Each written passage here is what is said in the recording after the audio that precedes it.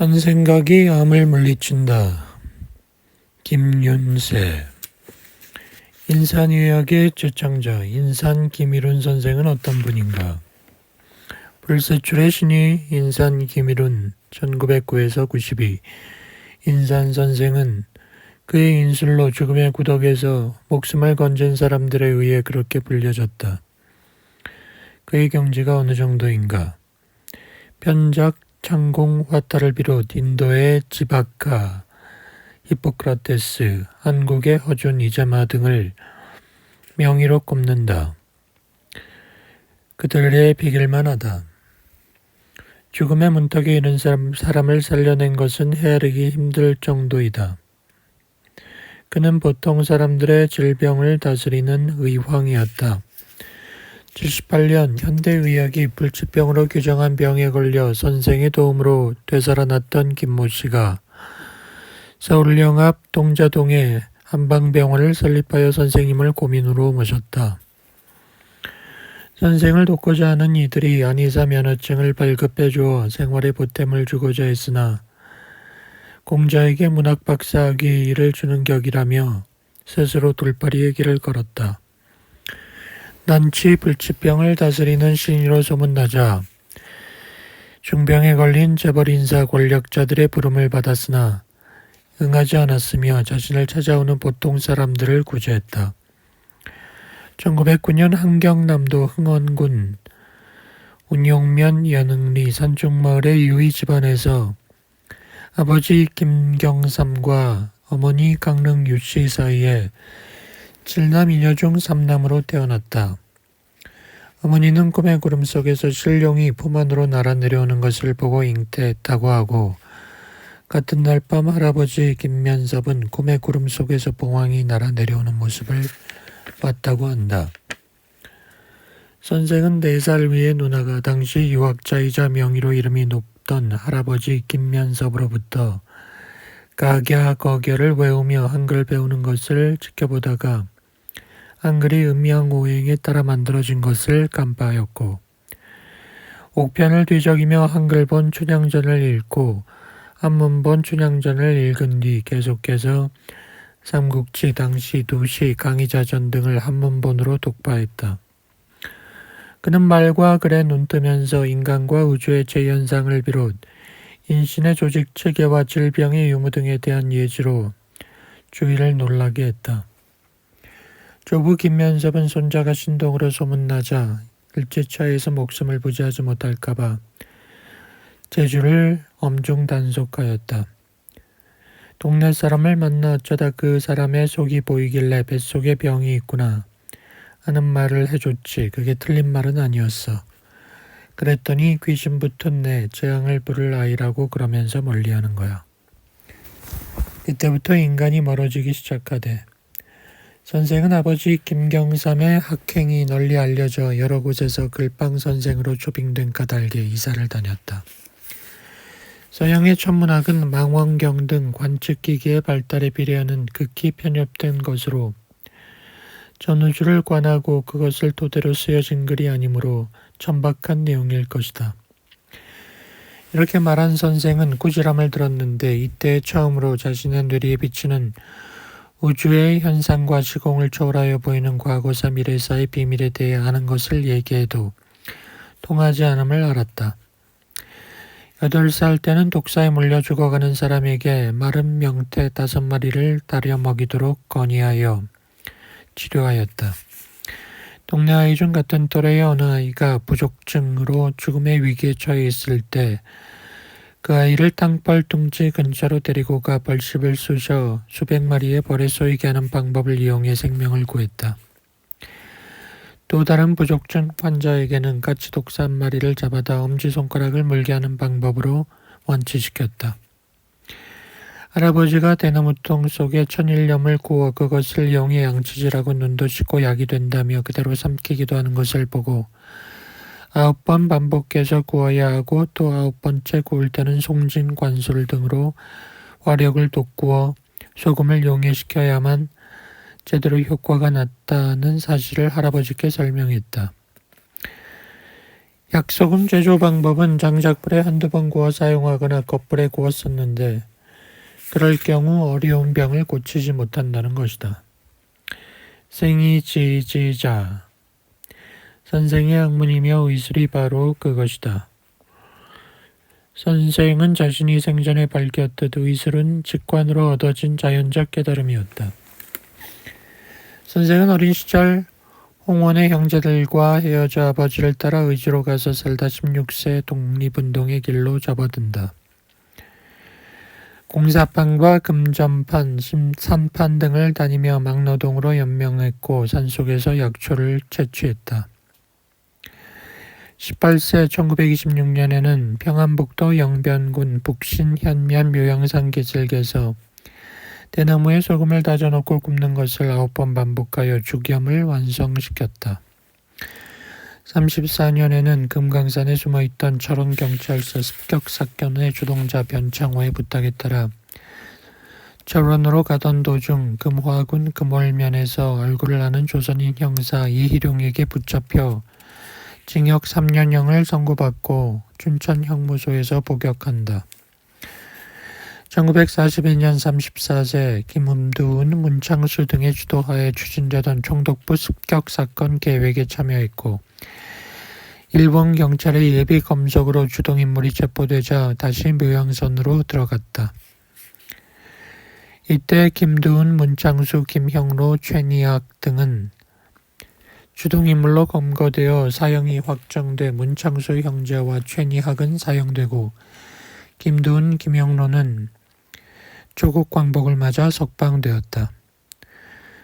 1943년 35세에는 평안북도 고성군 천마면의 안흰동 장씨 집안과 인연이 닿아 장영옥과 약혼했다.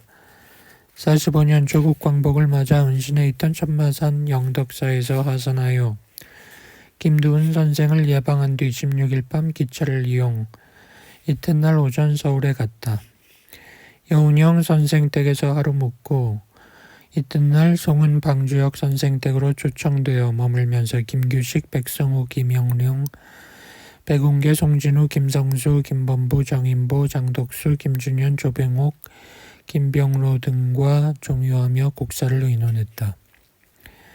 이즈음 인수를 이용한 활인구세에 행적이 있다고 하여 독립지사 문빈 선생과 임시정부 독립신문사장 김승학, 평북의 거유 김두산 등이 인산이라는 아호를 붙여주었다. 그때 이승만 대통령과 만나 한의학과 양의학의 장점을 살린 의과대학 설립을 제안했으나 받아들여지지 않았다. 계룡산으로 갔다가 함태영 부통령으로부터 3.1 정신 선양회의 전국 조직을 맡아달라는 부탁을 받고 서울을 오르내린 뒤로 함양 지리산 기슭에 머물면서 5년간 세속과 인연을 두지 않았다. 97년 49세 여름에 계룡산 도화동을 떠나 전북 남원과 운봉에서 한 달 살다가 경남 함양으로 갔다. 겨울에는 함양읍을 떠나 휴천면, 행정리, 삼봉산 골짜기 마을로 들어가 이계춘, 최동기, 임상윤씨 등의 소유 빈집 또는 겹방에서 살며 함지박을 깎아 팔아다가 생계를 이어갔다. 이 무렵 한 친구의 부인이 위와 장의 고질로 고생하기에 중환에 침을 박았다가 갑자기 뽑으니 고름이 분수처럼 솟구쳐 한동안 방안을 적셨다. 부인은 해방되었다. 4.19가 났던 1960년 52세 여름 아내 장영옥이 세상을 떠났다.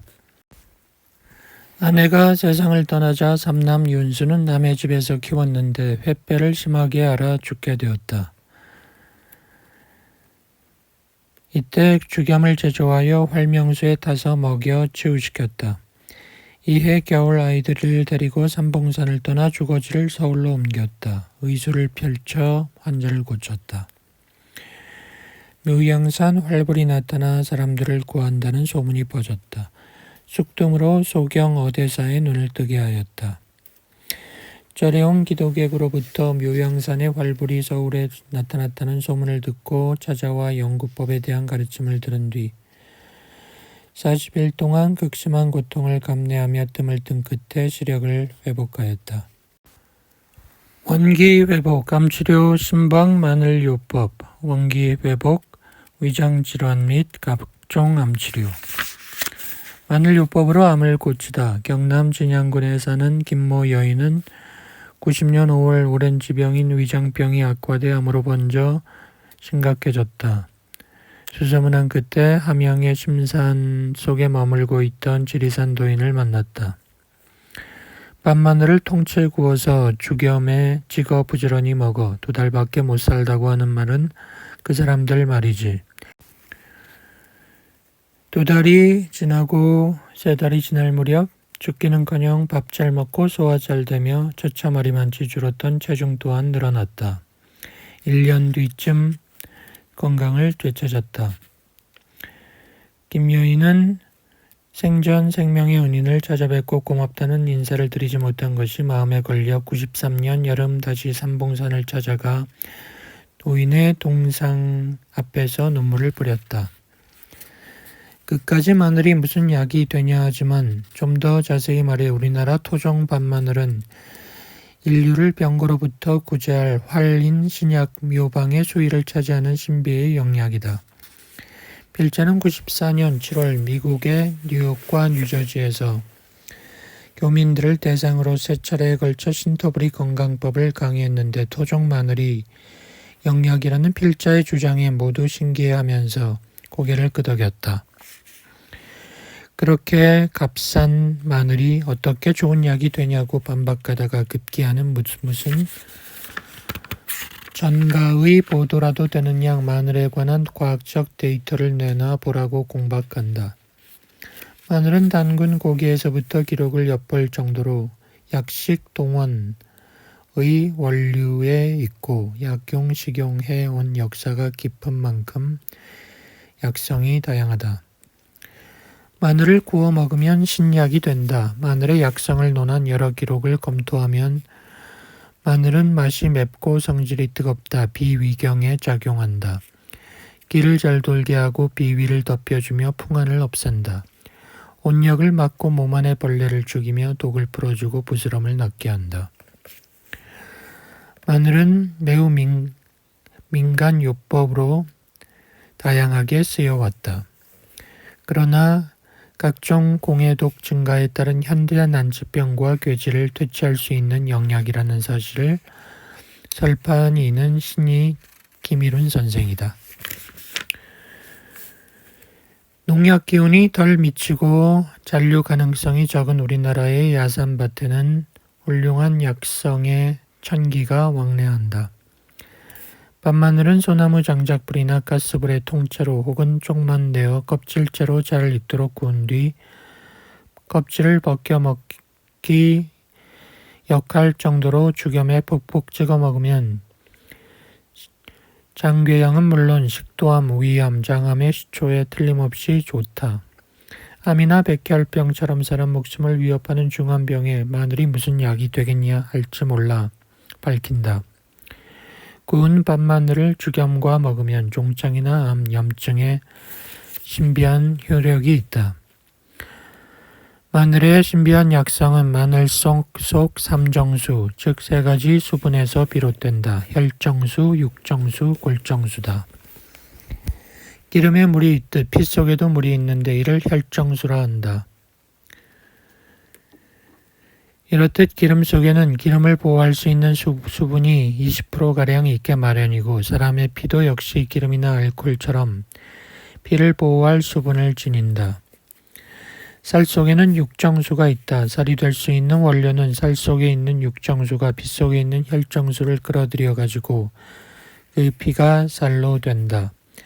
뼈 속에는 골수가 있는데 골수 속에 일정량 함유된 물이 골정수이다. 골정수는 피 속에 있는 석회질과 비밀 성분들을 흡수하여 뼈를 만든다.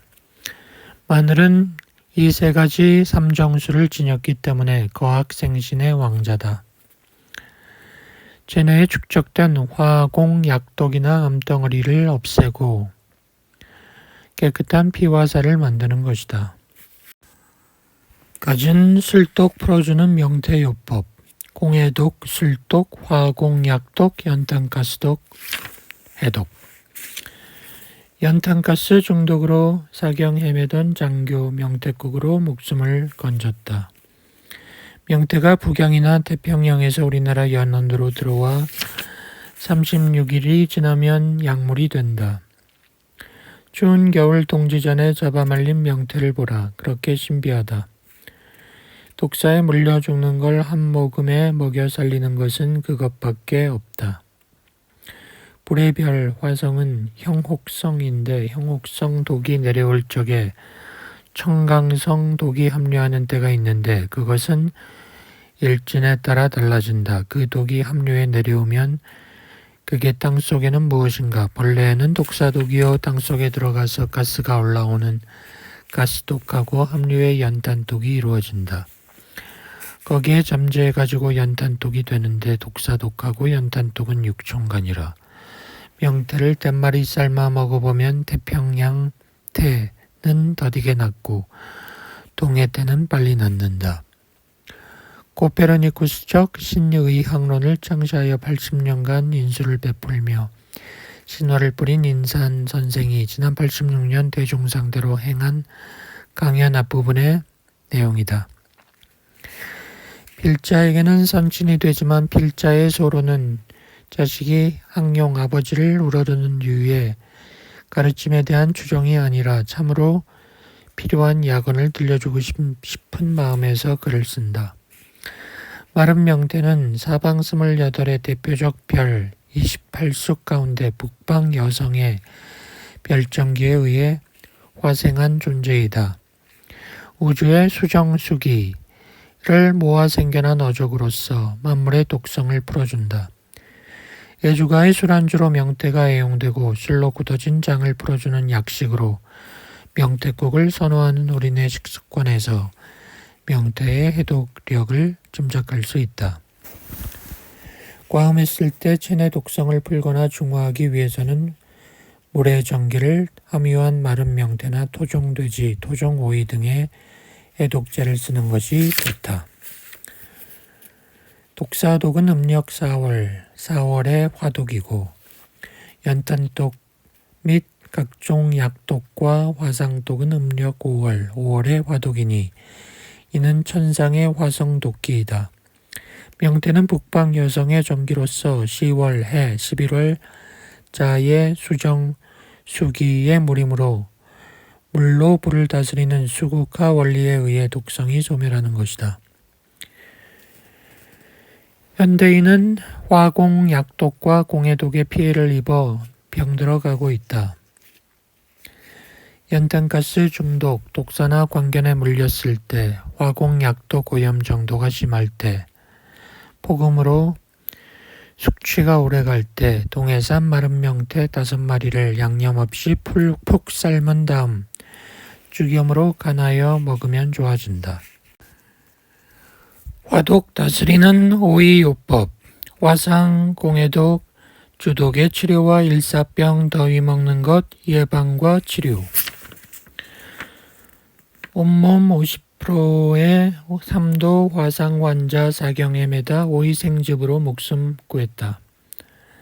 73년 7월 중순 어느 날 30대 초반의 제작기술자 윤재원 씨는 파라핀을 녹이고 있었다.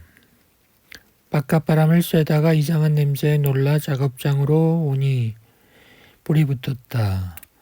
위험하다고 직감한 윤 씨는 화염에 휩싸이기 시작한 파라핀통을 들고 작업장 밖을 향해 나갔다. 그때 파라핀통을 놓쳤고 용액 위로 미끄러지듯 넘어졌다. 온몸의 45% 부분에 3도 화상을 입은 윤 씨가 다시 살아날 수 있으리라는 기대를 병원에서도 갖지 못했다. 의식을 되찾은 윤 씨 역시 극심한 호통에 호흡을 이어갈 수 없을 정도였다. 그때 묘양산 도사를 생각했다. 남편으로부터 활인구세의 신이라는 이야기를 들어온 터였다.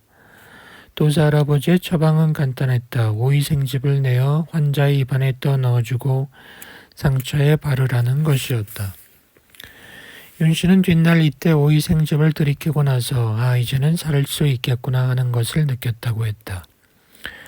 당시 토종 오이를 구하지 못하고 계량 오이를 썼던 관계로 상태가 회복된 지 7년이 지났을 때부터 후유증을 알았다. 강화 약숙을 이용해 영구법에 따라 5분 이상 타는 뜸장으로 500여 장을 뜬 뒤 윤씨는 완전한 건강을 회복했다. 오이는 수기가 극강한 북방별의 기운을 받아 생장한다. 모든 식물체가 태양에너지를 받아 성장하는 것은 사실이다. 그러나 실은 태양뿐 아니라 우주의 별들로부터 힘을 받는다. 동양에서는 하늘의 뭇별을 동서남북 4등분으로 분류했다. 동방, 서방, 남방, 북방에 각각 7별자리를 보통 28수라 한다. 이 별들은 지상의 모든 생물의 생장에 영향을 미치는데 북방의 별자리에 속한 별은 수기가 강의 수성 분야의 별이라 한다. 이 별들의 영향을 받아 자란 지상의 생물들은 물로 인한 독을 소멸시키는 약성을 포함한다. 특히 세 번째 별자리인 여성은 공해시대에 가장 주목할 필요가 있다. 각종 화독을 소멸하는 해독의 왕자다. 여기서 나오는 정으로 이루어지는 물체는 특이한 해독 약성을 지닌다. 대표적인 생물이 지보리와 오이, 명태다. 한국의 토종 오이는 약성이나 맛, 향이 특별한데 그것은 많은 별들이 무리를 지어 우주를 가로지르는 은하계의 별정기가 지구와 직결하는 곳이 한반도이기 때문이다. 백두산 천지로 해발 2,500이 넘는 산상의 물이 동서남북의 모든 바다와 연결된 이곳에서는 지구의 산천전기와 천상의 별정기가 합해져 갑노정을 머금은 신수가 이루어지고 그것이 흘러 이 땅의 산과들을 적심으로 토종 농산물들은 맛과 향, 약성이 뛰어난 것이다. 오이는 화독의 천적이다. 북방수기와 수정의 기운을 받아 생장한 물체이므로 물로 불을 다스리는 수국화와 원리에 따라 사람 몸의 안팎에 범한 불을 소멸시킨다. 오이 생즙을 계속 마시면 심장부에 범한 화독이 가시게 되므로 심장의 모든 박동은 안정되고 판막 역시 안정되어 피가 순환하게 된다. 화상 입은 사람의 몸에 오이 생즙을 발라주었더니 그렇게 좋을 수 없더라는 것이다. 화상 치료 시에는 심장에 화독이 범하여 죽어가는 환자가 속에 불이 나는 것처럼 답답하다고 해도 수분을 섭취하면 위험하다며 음료를 못 먹게 한다. 오이 생즙은 안전한 데다 신비한 효과가 있으니만큼 조금이라도 먹여보기를 바란다. 외상 치료는 오이 생즙을 붓에 묻혀 그대로 발라도 좋고 소주나 기타의 술을 적당량 타서 발라주어도 좋다. 막걸리와 양잿물을 적당량 타서 발라주어도 무방하다. 필자는 불에 대어 의식을 잃었던 환자의 입을 강제로 벌리고 오이 생즙을 먹여 살리는 장면을 본 일이 있다. 다급한 나머지 오이 생즙을 한 입 가득 물고 환자의 콧 속으로 뿜어주어 되살렸다는 말도 들은 적이 있다. 여름, 가을 화상이라면 이렇게 오이 생즙으로 치료하기 쉽지만 겨울, 봄 화상의 경우에는 온실재배 오이를 쓰든지 아니면 미리 대비가 있어야 한다. 토종 오이를 잘 가꾸어 설이 내리기 전까지 따지 말고 늙은 오이로 자라게 두었다가 따서 서늘하면서도 바람이 잘 통하는 장소에 보관하는 것이 좋다. 그렇지 않으면 오이를 절반으로 쪼개어 그늘에서 건조시켰다가 필요할 때 그것을 끓여서 마시고 바르는 방법도 실험해 볼 필요가 있다. 질 좋은 천연소금이나 죽염에 절여 놓았다가 쓰는 방법도 생각해 볼 수 있다. 당뇨병에 대하여 인사는 당뇨병의 발병 원인을 실금인성으로 파악한다. 신약의 설명을 빌면 다음과 같다. 당뇨병은 두부, 땅콩 등의 음식을 오래 먹어 생기는 경우가 많다. 두부의 원료인 콩은 태백성 전기로 생긴 물질인데 이 콩에다 간수를 가하여 만든 게 두부다. 간수 속에는 비상수은, 양잿물, 원료 등 독물질이 소량 함유되어 있다. 이를 장복하면 혈관 내에 독소가 쌓여 피를 만들어 간으로 보내는 비선의 조직신경이 마비된다. 그리 되면 비장에서 당분을 흡수할 수 없어 소변 등을 통해 외부로 배출된다. 그러면 모든 독소는 심장화와 결부되어 독소를 함유한 이 심장화기가 폐를 범하면 조갈증이 생기고 이를 오래 방치하면 인후신경마비로 언어장애가 발생한다. 이를 상소라 한다. 심장화기가 비장에 범하면 완기가 약해지고 허기증이 생겨 피로가 생긴다. 중소라 한다. 심장화기가 간에 범하면 시력이 감퇴되고 콩팥을 범하면 고치기 어려운 하소가 되어 중풍, 고혈압, 결핵, 관절염, 신경통, 요통, 소경, 벙어리 등이 된다. 난치병 또는 불치병의 하나로 간주되는 당뇨에 대해 인간은 적당한 운동을 하고 음식물에 주의하여 관리만 하면 좋아진다고 한다. 적당량의 운동은 당뇨병의 치료의 기본이다. 영양을 섭취하면서도 운동을 하지 않으면 유분이 팽창하여 비신경의 둔화를 일으켜 당뇨가 되는 것이다. 뼈를 다쳤을 때 홍화씨 요법. 다리 부러진 닭이 홍화씨 주워 먹고 멀쩡해졌다고 한다. 살다 보면 뼈를 다치는 수가 있다. 홍화씨는 하늘의 무별 중에서 수성의 별정기를 통하는 풀의 씨다. 그 씨는 사방 28의 대표적 별무리 가운데 북방두성의 별정기와 동방각성의 별정기를 다같이 받아 이루어지는 신비의 약물이다.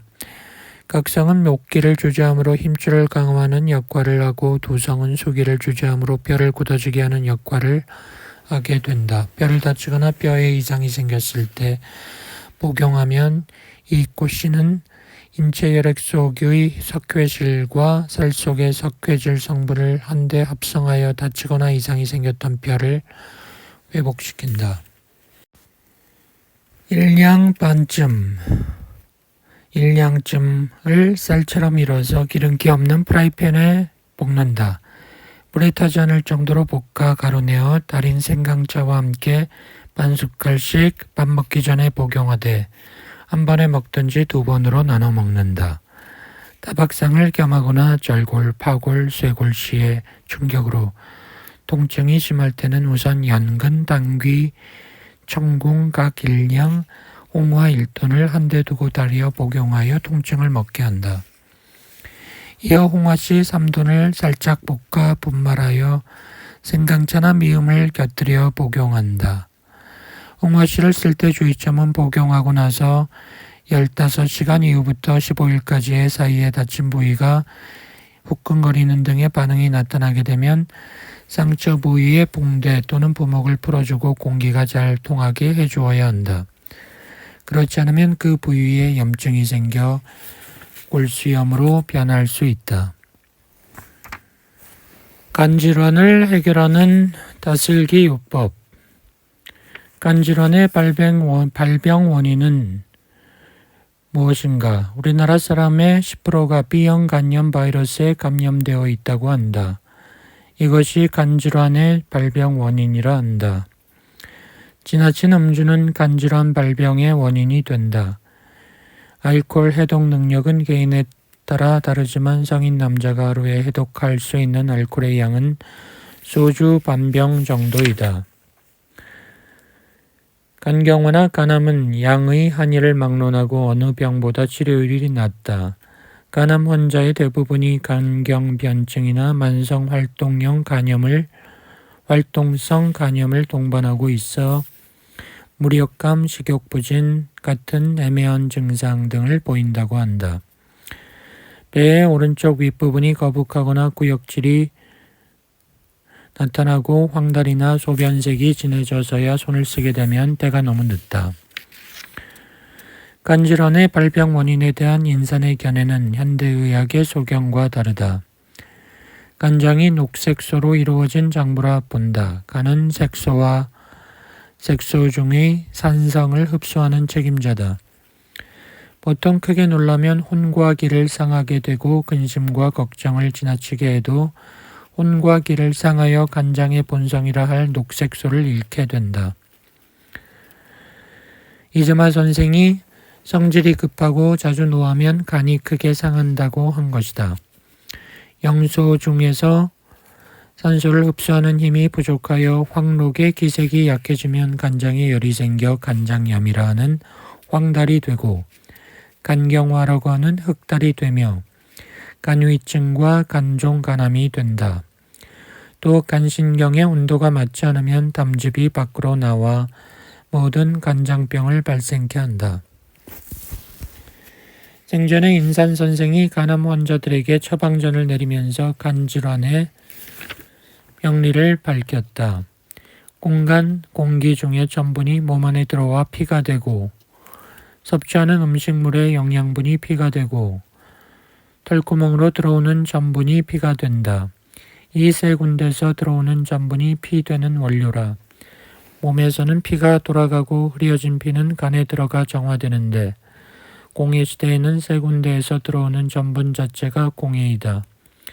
공해도 간이 정화시켜야 되는데 들어오는 공해가 초과되면 정화 작업을 못한다. 그래서 간암이 생긴다. 그래서 실계에 돌이 생긴다. 간경화가 온다. 그런데 담도에 염증이 오면 담도염이 생기면 담낭에서 모든 처리를 못하게 되어 담즙이 찌꺼기가 생긴다. 그게 돌이 되니 담석증이다. 체질적으로 간이 허약한 사람은 술을 마시면 간이 붓는데 술 안 먹으면 붓기가 내린다. 부었다 내렸다 하면 신경이 약해져서 풍이 생기면서 간에 병이 온다. 간은 피를 정화하는데 공해독이 간의 정화 능력을 초과할 때는 정열작용이 저하되어 간생탁혈하여 간암, 담낭암 등이 생긴다. 출혈은 두 가지인데 하나는 허에서 혈액순환이 안 되어 피가 고여 있다가 그 자리에서 나오는 것, 또 하나는 조직이 파괴되어 나오는 것이 있다. 담낭을 수술로 제거하면 담즙이 췌장이나 간을 침범하여 암을 유발할 수 있다. 만성간염은 간암의 시초다. 이때 간암약을 쓰면 100이면 100 치료되는데 만성간염이 수년간 진행되어 간경화나 간암이 된 후에는 간암약을 써서 생명을 구하는 것 50%도 못 된다. 진짜 토종 옹담을 구할 수 있으면 생명을 더할 수 있다. 오행으로 우주 만물을 구분할 때 푸른색은 나무의 빛깔이고 사람에게서는 목장부인 간담이다. 실계즙 역시 푸른빛이다. 간담계를 구성하는 세포 조직은 청색이니 청색소가 부족되거나 고갈되면 인체는 간담계통의 병이 발생한다. 이를 치료하는 것은 청색소를 보충하는 데에서 묘를 넣는 것이다. 술안주로 먹는 것 외에 약용이나 식용으로 중요하게 여기지 않던 다슬기가 간담계의 체질환 치료에 탁효가 있다는 것이 알려졌다. 저자 인산 김일우는 다슬기에 있는 푸른색소가 사람의 간색소와 같은 뿌리를 지녔으므로 간담계의 제질환에 신비한 약이 된다고 했다. 민물고둥이라고 다슬기가 있다. 그것이 심산에서 나오는 건 비밀이 있다. 다리게 되면 파란 물이 나오는데 어머니가 흡수한 호흡을 통해 흡수한 간을 이루는 세포 조직이 청색인데 그 파란 물이 인간의 간을 이루게 된다. 호흡기병 잡는 호두기름요법. 전식으로 제대한 젊은이를 완치시켰다. 폐는 우주의 길을 받아들이는 곳이다. 폐는 호흡을 통해 공기를 몸 안으로 받아들인다. 두 가지 작용을 하는데 하나는 식품을 연소시켜 에너지를 방출하는 데 필요한 산소를 체내에 공급하는 것이고 또 하나는 생명활동 폐기물인 탄산가스를 배출하는 것이다. 폐는 늘 외계어와 접촉하고 있어 몸 안으로 들어온 유해물질을 제거 못한다면 인간은 살 수 없다. 폐는 숨 쉴 때 체내에 들어온 외부의 먼지나 세균의 90% 이상을 2시간 안에 제거시킨다.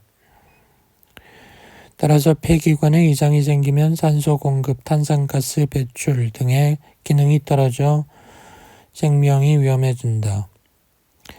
폐는 사람이 살아가기 위해 필요로 하는 기를 우주에서 받아들인다. 지구를 생물이라 볼 때 바닷물은 지구의 혈액, 바다의 표면은 지구의 허파이다. 바람은 호흡, 태풍은 지구의 한숨이다. 폐는 공간과 생명체를 연결하는 다리이니 고인이 인신 소우주라 한 말도 이를 두고 한 말이요 본심 본태양이라는 단군의 말도 같은 말이다. 우주가 인신, 태양이 심, 우주의 태양이 인신의 심이 되는 바탕이 호흡이란 매개가 있으므로 이루어지는 것이다. 폐병은 왜 생기는가? 사람은 매일 1만 8천 리터의 공기를 호흡한다. 공기가 모두 폐를 거치도록 되어 있다. 그러므로 공기 오염으로 인한 발병이 가장 많다. 숨을 쉬는 환경이 폐에 얼마나 직접적 영향을 미치는지는 시체를 부검해 보면 알 수 있다. 어린 나이에 폐는 밝은 핑크빛으로 돼 있으나 어른의 공기오염도 정도가 심해 검은 점들이 나타난다. 인간은 폐병의 발병 원인을 세 가지로 본다. 음식물을 통해 얻는 것, 호흡에 의한 독에 의해 이루어지는 것, 모공호흡으로 흡수하는 독에 의해 이루어지는 것. 음식물을 통해 흡수하는 병균은 불치병균은 흔하지 않아 쉽사리 치유할 수 있지만 호흡을 통해 흡수하는 병균은 치료가 힘들다. 사람들은 음식물이 조금만 상해도 까다롭게 굴면서도 숨쉬는 공기가 나쁜 것에는 개의치 않는 경우가 많다. 공기는 폐 속에서 혈액과 섞여 우리 몸의 일부가 되기 때문에 즉각 부정적인 영향을 미치게 된다. 구용론에 의한 치료가 있다. 폐 기관지의 재병은 약을 쓰지 않고 자세 교정과 고른 호흡을 통해 바로잡을 수 있다. 그래서 먼저 이런 방법을 사용해야 한다. 앉거나 서거나 걸을 때 언제든지 폐 기관지가 위축되지 않도록 가슴을 펴고 머리와 요추를 수직으로 세워 일직선이 되게 한다. 그러면서 호흡을 고르게 하여 가슴과 꼿꼿하게 세운 요추를 중심으로 해서 온몸에 힘을 주고 병든 부위로 정신을 집중한다. 시간이 허락하는 범위 내에서 하루에 가능한 한 자주 또 오랜 시간 동안 그렇게 하면 폐기관지병은 한 달 만에 치유된다. 호두기름에 의한 치료 방법도 있다. 폐렴을 비롯 폐선염, 기관지염 등 폐질환을 다스리는 신약은 호두, 은행, 행인 등 세 가지다. 호두는 문멸 가운데 서방의 대표적 별인 태백성 정기에다 남방의 대표적 별인 형혹성 기운을 받아 생장하므로 폐기관지 재병의 묘약이 된다. 인체의 금장부는 폐고 폐를 돕는 약은 태백성 정기를 머금고 자란 것이 으뜸이다. 은행은 하늘의 태백성 정기를 받아 화생한 물체로 해수, 천식, 폐암, 결핵 등의 효능을 보인다. 쌀구씨를 지칭하는 행인 역시 폐 대장의 경락으로 들어가는 약으로 따뜻한 성질을 지녔다. 미량의 독성을 지녀 다같이 불에 살짝 볶아 속껍질을 벗기고 뾰족한 끝을 제거하여 쓰는 것이 일반적이다.